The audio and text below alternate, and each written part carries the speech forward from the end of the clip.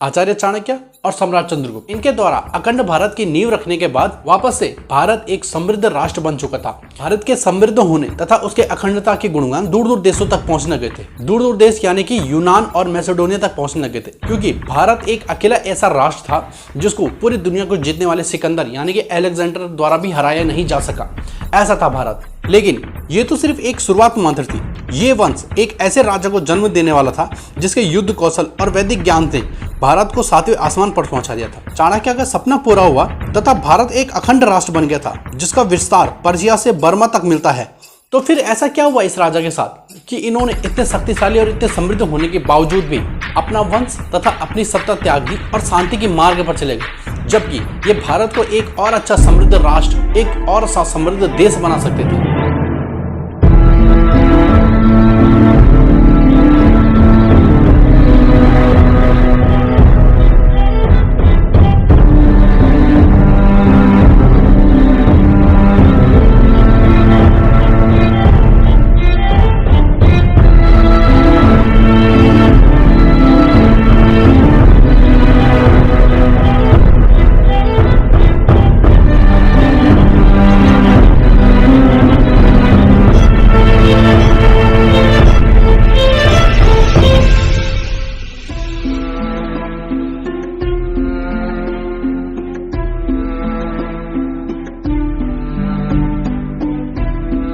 नमस्कार दोस्तों, आपका स्वागत है एक बार फिर से गुरुकुल शिक्षा में।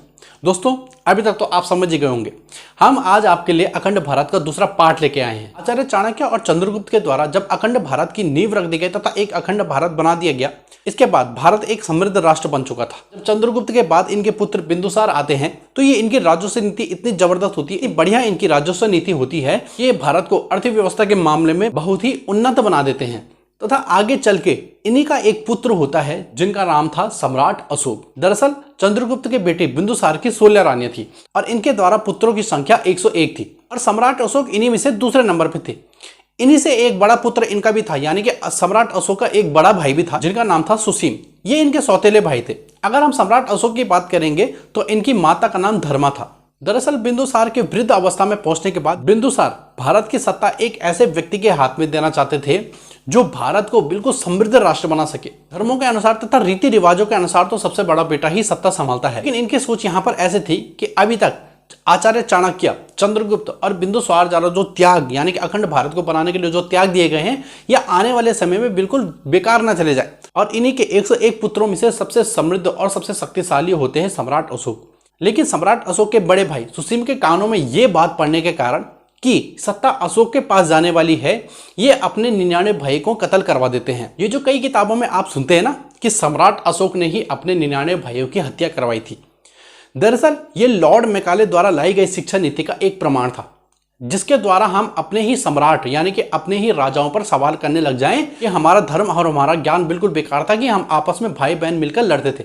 दरअसल ये सम्राट अशोक द्वारा बिल्कुल भी नहीं हुआ था। ये सत्ता का लालच इनके बड़े भाई सुसीम के सर पर बैठा था तथा इन्होंने ही अपने 99 भाइयों की हत्या करवाई थी। जब तक ये अशोक की हत्या करवाने वाले होते हैं, तब तक बिंदुसार के कुछ रक्षक इनको पकड़ लेते हैं और इनको कारागार में डाल देते हैं तथा इसकी सजा भी इनको बाद में सुनाई जाती है। लेकिन 99 भाइयों की हत्या होने के बाद तथा एक भाई को कारावास होने के बाद अब एक ही रास्ता बचा था कि सम्राट अशोक को ही अखंड भारत का राजा बना दिया जाए। दरअसल सम्राट अशोक जो थे वो अपने दादा की कहानियों से बहुत ज्यादा प्रेरित थे कि किस तरह से उन्हें 16 महाजनपदों को एकीकरण करके उनके द्वारा एक अखंड भारत का निर्माण किया गया था। और यही उनके दिमाग में भी बैठ जाता है कि वो अपने दादा का सपना जो अधूरा रह गया था, कहीं कहीं पर बहुत सारे राज्य जो ऐसे थे कि जो अभी तक भारत में नहीं मिले थे, जो 16 जनपदों के अंदर आते थे, जो भारत में अभी तक नहीं मिले थे, क्योंकि बिंदुसार भी कई हद तक नहीं कर पाए थे, क्योंकि वो तो केवल राजस्व नीति में बहुत अच्छे हुआ करते, जिसके कारण से भारत की अर्थव्यवस्था भी बहुत ही उच्च स्तर पे पहुंच चुकी थी। अब यहाँ पर सम्राट अशोक ये सोचते हैं कि वो अपने दादा के बताए हुए रास्तों पर ही चलेंगे और आने वाले समयों में सम्राट अशोक द्वारा कई अभियान चलाए जाते हैं भारत का विस्तार बढ़ाने के लिए। तो जब भारत का विस्तार सम्राट अशोक के समय में इतना ज्यादा हो जाता है कि पर्शिया से लेकर बर्मा तक आ जाता है। पर्शिया यानी कि आज तक का ईरान। अगर आप अफगानिस्तान के भी ऊपर चले जाएंगे तो यहाँ पर पर्शिया आता है, जो आज के टाइम का ईरान बन चुका है। और अगर आप पूर्वी तरफ जाएंगे तो बर्मा यानी कि म्यांमार साइड में जो आपको मिलता है, यहां पर पूरा विस्तार आता था।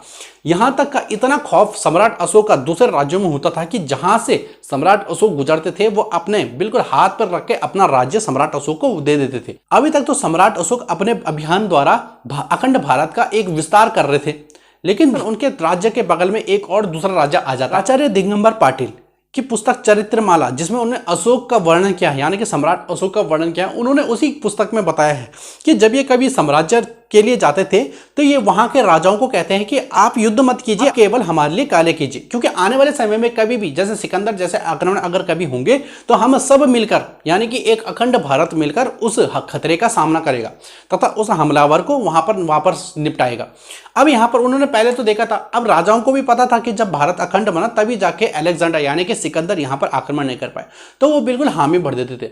लेकिन एक राज्य यहाँ पर आता है जो बिल्कुल हामी नहीं भरता था, और अशोक चाहते थे पूरा का पूरा भारत देश एक साथ हो जाए, जिसके कारण आने वाले समय में भारत के अंदर बिल्कुल भी आक्रमण नहीं होने थे, क्योंकि ये अपनी नेवी का भी विस्तार कर यानी कि अपनी नौसेना का भी विस्तार कर रहे थे। और इसके लिए कलिंग एक बहुत महत्वपूर्ण राज्य होता है, लेकिन कलिंग यहाँ पर मना कर देता है अशोक के साथ अपना गठबंधन करने में। इसके कारण से अशोक की सेना चारों तरफ से घेर लेती है कलिंग को, तथा यहाँ पर एक बहुत ही ज्यादा भीषण युद्ध होता है, बहुत ही ज्यादा भीषण युद्ध होता है। भीषण युद्ध होने के बाद यहाँ पर इतनी लाशें पड़ी हुई थी कि जिसको गिनना ही बहुत मुश्किल था। अब इसी भीषण युद्ध में अपनी जीत का आंकलन करने के लिए ये कलिंग के मैदान में जाते हैं, और कलिंग के मैदान में जाते समय यहाँ पर एक विचित्र कहानी हो जाती है। विचित्र कहानी क्या है? दरअसल जब ये अपनी जीत का आंकलन कर रहे होते हैं तो इनके सामने एक व्यक्ति आता है। दरअसल ये बौद्ध धर्म का एक भिक्षु होता है, और बौद्ध धर्म का भिक्षु सम्राट अशोक से ये पूछता है कि आप इतने महान राजा हैं, आपने अपने राष्ट्र का विस्तार इतने दूर दूर तक किया है, आपके अंदर इतनी शक्ति है कि आप पलक झपकते ही किसी की जान आसानी से ले सकते हैं, लेकिन क्या आप जो ये बच्चा मरा हुआ है, जो ये एक युद्ध के कारण, जो इस कलिंग के युद्ध के कारण ये बच्चा मरा, क्या आप इसको वापस से जीवित कर सकते हैं? इसी समय यही वो समय होता है जिसके कारण से सम्राट अशोक का हृदय परिवर्तित हो जाता है, तथा कलिंग के युद्ध को एक तरफा जीतने के बाद भी उनको ऐसा लगता है कि मानवता के नाम पर एक कलंक है, क्योंकि उनके द्वारा कई राज्य तो अपने अंदर शामिल कर लिए गए, लेकिन उनके द्वारा जो मृत्यु हुई वो उनकी भरपाई किस तरह से कर पाएंगे। और इसी कारण से वो युद्ध की राह को छोड़ते हुए शांति की राह को अपना लेते हैं, और शांति की राह को अपनाते ही सम्राट अशोक अपने राज्य में इस तरह से अनाउंस कर देते हैं कि आज के बाद ना तो कभी मेरे राज्य में पशु बलि दी जाएगी, ना तो कभी मेरे राज्य में कोई युद्ध होगा। अब यही कारण हो जाता है आने वाले समय में भारत, जो अखंड भारत इनके द्वारा बनाया गया था, ये वापस से फिर से सिमटने लग जाता है। और इसका सिमटने का कारण दरअसल ये था कि अब यहाँ पर युद्ध हो ही नहीं सकते थे, क्योंकि यहाँ पर सम्राट अशोक ने ही मना कर दिया था कि मैं अब कभी युद्ध ही नहीं करूंगा, मैं शांति की राह पे चल जाऊंगा। अब जब ये इनके द्वारा जो इनके लिए शासन करते थे जो राज्य, ये आपस में ही युद्ध करने लग गए थे। अब यहाँ पर युद्ध लेके अगर हम शिकायत लेके जाते भी तो किसके पास जाते? अशोक यहाँ पर बिल्कुल भी युद्ध करने की इच्छा में नहीं थे, क्योंकि यहाँ पर इन्होंने बौद्ध धर्म अपना लिया था, क्योंकि उन्होंने शांति की राह अपना ली थी। जिसके बाद अखंड भारत की हालत कुछ इस तरीके से हो जाती है कि ये पर्शिया से बिल्कुल सिमटकर वापस से उसी तक्षशिला में आ जाता है जहां से आचार्य चाणक्य और चंद्रगुप्त ने भारत का निर्माण किया था। दरअसल दोस्तों, शांति की राह गलत नहीं है, लेकिन गलत ये तब तक हो जाती है कि आपके ऊपर जुल्म कोई कर रहा है, लेकिन तभी भी आप शांत रह चुके हो। यही समय था, इसके बाद था, जब तक भारत अखंड था, जब तक अपने बचाव करने के लिए अखंड था, तब तक भारत के अंदर एक भी आक्रमण नहीं हुए। आप सोच सकते हैं, पूरे दुनिया को जीतने वाला अलेक्जेंडर सिकंदर भारत को नहीं जीत पाया था। किसके कारण? भारत की अखंडता के कारण। आने वाले समय में मुगल, अंग्रेज, उन्होंने इसी चीज का फायदा उठाया कि भारत अखंड नहीं है और भारत को कभी जाति के नाम पे बांट दो, कभी किसी चीज के बारे में बांट दो। इसी कारण से 800 साल तक मुगलों ने राज किया, फिर 200 साल यहाँ पर अंग्रेज राज करके चले गए। सीधे सीधे से बात हम यहाँ पर बोल सकते हैं कि अगर किसी राज्य को खुशहाल रहना है तो उसको शांति के साथ साथ अपनी रक्षा करने के लिए हथियार भी उठाने पड़ते हैं। जैसे कि कई लोगों के दिमाग में होता है कि अहिंसा के राह पर चल के ही भारत आजाद हुआ है। साफ साफ माउंटबेटन ने अपनी पुस्तक में भी कहा था कि भारत के अंदर से ब्रिटिशों का जाने का सबसे बड़ा कारण सुभाष चंद्र बोस तथा उसकी आजाद हिंद सेना थी। इसके कारण से ब्रिटिश सेना की पीठ भारत के अंदर टूट चुकी थी तथा ब्रिटेन को यहाँ पर भारत को छोड़ना पड़ा। अब इसी के बाद देख सकते हैं सम्राट के पुत्र होते होते यहाँ पर मौर्य वंश का आखिर राजा हो जाता है बृहद्रथ। दरअसल यहाँ पर के सभी राजा क्या होने लग गए थे, बौद्ध के शरण में जाने लगे, यानी कि शांति के शरण में जाने लगे थे कि अब हम बिल्कुल लड़ाई नहीं करेंगे, हथियार डाल देंगे और हम बिल्कुल शांति से रहेंगे। जिसके कारण से विदेशी आक्रमणकारी भी भारत के अंदर कई तरह से आने लगे थे। लेकिन इसकी चिंता जताते हैं बृहद्रथ के सेनापति होते हैं पुष्यमित्र शुंग। अब पुष्यमित्र शुंग इस बात की चिंता जताता है कि अगर इसी तरह से हमारे देश में यानी कि अखंड भारत के अंदर इसी तरह से राजा होने लग गए तब तो यहाँ पर क्या हो जाएगा, अखंड भारत का बंटाधार हो जाएगा। जिसके कारण से पुष्यमित्र शुंग द्वारा बृहद्रथ की हत्या कर दी जाती है तथा पुष्यमित्र शुंग ही इसके बाद यानी कि शुंग साम्राज्य, मौर्य साम्राज्य के बाद शुंग साम्राज्य का यहाँ पर नींव रखी जाती है तथा इसके बाद वापस से इनका अभियान वापस से हो जाता है अखंड भारत को, यानी कि वापस से एक बार फिर से अखंड भारत का निर्माण करना। तो दोस्तों यहाँ पर अशोक की कहानी लगभग इतनी थी, सम्राट अशोक की कहानी लगभग इतनी थी। दरअसल सवाल उठाने से पहले यानी कि अपने राजाओं पर, अपने धर्म पर सवाल उठाने से पहले सबसे पहले अपनी पुस्तकों के बारे में जान लीजिए। दरअसल अगर आपने 2 लाइनें भी अगर अपनी पुस्तकों के बारे में पढ़ा है तभी आप इन चीज़ों के बारे में बोलिए। व्हाट्सएप वाली जानकारी आप सुन ली, फेसबुक वाली जानकारी आपने सुन ली। दरअसल अगर आपने खुद से अपनी पुस्तकों, अपने धर्म पुस्तकों की जानकारी नहीं सुनी है तब तक आप सवाल भी मत उठाइए, क्योंकि जब तक आप अपनी पुस्तकों के बारे में नहीं जानते तब तक आपके अंदर कोई हक नहीं है अपने राजाओं, अपने धर्मों के खिलाफ सवाल उठाने का।